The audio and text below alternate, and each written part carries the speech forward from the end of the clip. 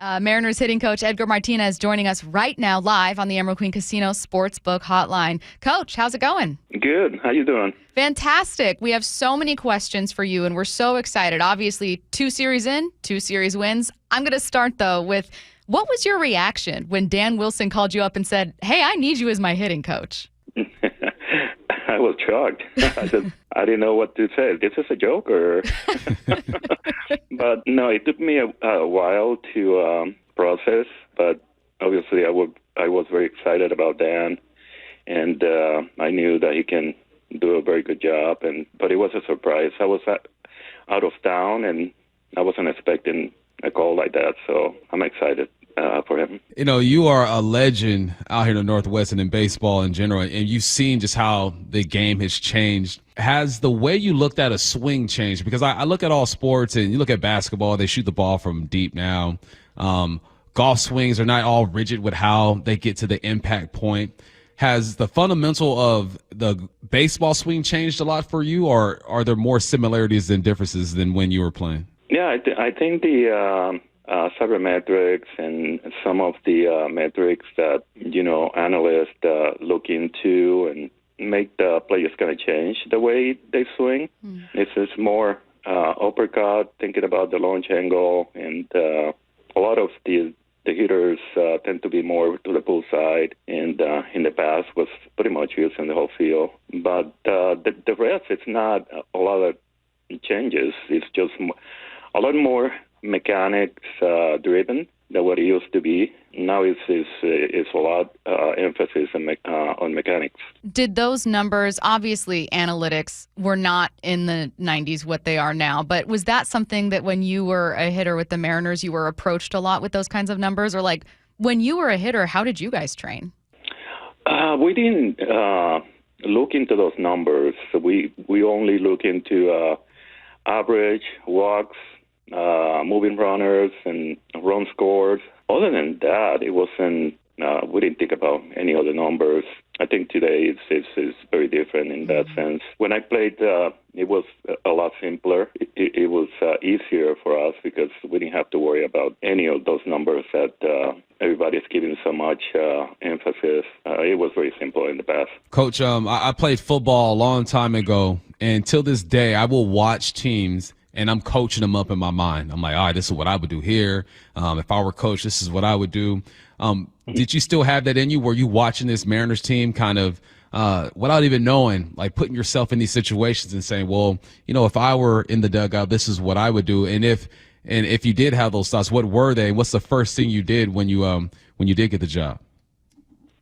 I think the fundamentals of the game. I think I look a lot into that, how we go about it. I see sometimes that is a part of the game that is not enough emphasis. But in the past, it was very, very prevalent. Like everybody wanted to move the runners. Everybody wanted to work on getting runs in. A lot of thought into that, and we talk a lot about it. But that is different from today. We don't use hit and run anymore. Bunt is very rare. Yeah. Those things have changed a lot. You are going to spend a ton of time working with Julio. He is so talented. I know it's not been the year he wants, but he's young. He's an exciting player. How excited are you, Coach, to work with him, and what's that been like so far? I'm very excited, and Julio is very open to suggestions, and he works really hard.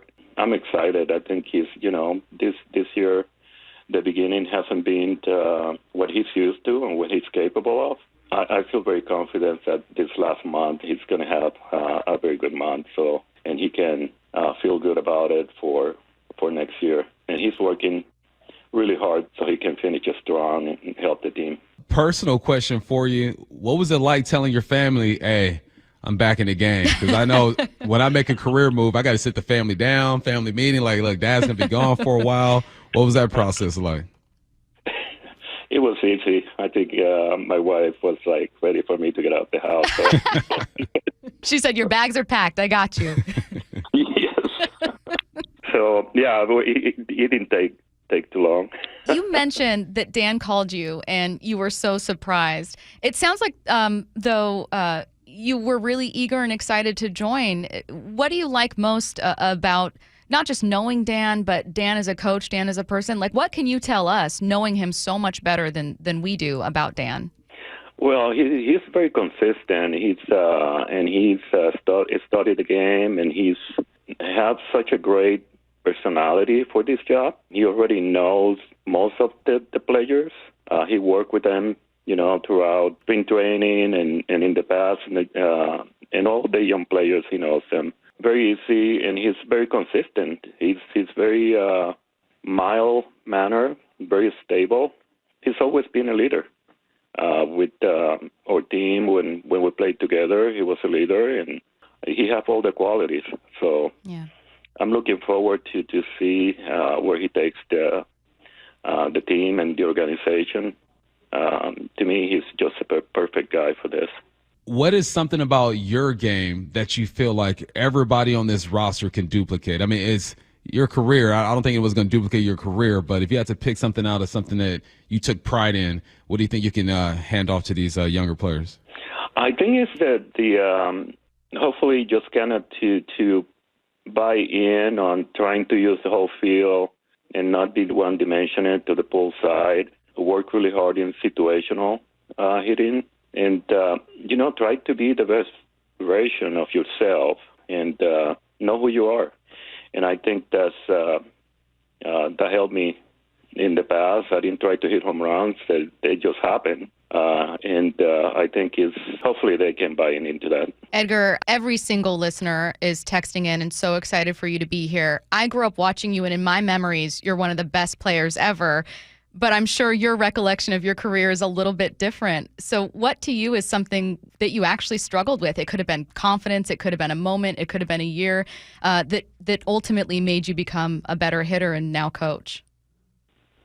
Well, at the beginning, I did struggle. I was up and down. And in this game, it don't matter how good you are, you're going to have moments and times where you struggle. And early in my career, I struggle, but it makes me better because, you get stronger and you know what you did to fix it. So when it happens again, you're well prepared for that. But I think it's you're going to struggle. You just have to stay positive and know that it's temporary. You haven't lost your abilities.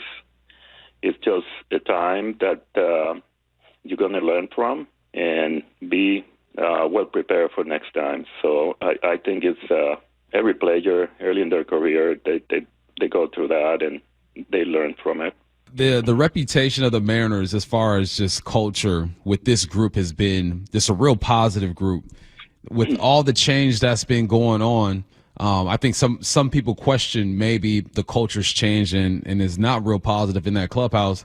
What did you feel when you walked into the clubhouse for the first time and you're starting to get to know some of these guys? Yeah, it's true. They have great culture, and the good thing is that they get along really well, and every personality in that clubhouse, their character, they know that to be good as a team, they have to be united, and they have to have each other's back and root for each other. And they all get along really well. They work together really well, and so the culture is still very good. And they're excited. Obviously, we had pretty good series, a couple of series, and the culture is very strong. It's very good.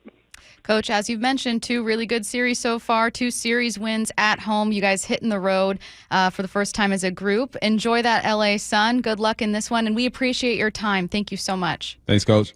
Thank you. Take care.